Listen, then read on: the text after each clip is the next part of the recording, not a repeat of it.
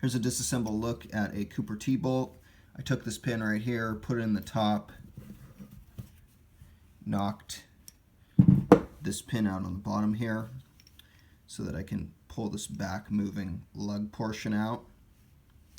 With this pulled out, we can see that there's a hole in the top to move around the pin, and it's a smaller diameter at the front, which allows it to be pulled past the bearings. And when it's past the bearings can move in like they're moved in right now. See how they move in and out? As it's pulled back, they can move in and out. And that allows it to unlock from the BB side holes in the P-Series paint gun. So it's pulled back, and it can only be pulled back to about here because this pin right here is going through the hole here.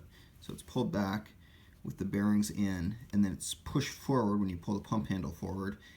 It gets to the spot where the bearings can move out into the side holes of the P-Series.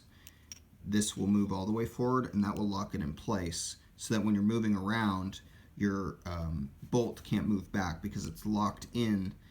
The bearings right here are locked into the side holes of the P-Series body, if that makes sense. And here's a look at this piece. It's just a piece of steel, brass thumb screw on the back to lock it into the pump arm. Here's our bolt. This is I think this is an earlier bolt because it has a pretty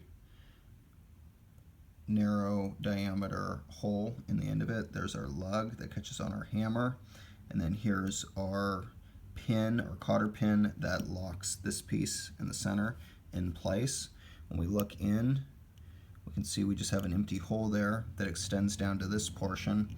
It's a little difficult to see, but inside of there you have a narrow diameter portion, or a narrow inner diameter portion that this fits into.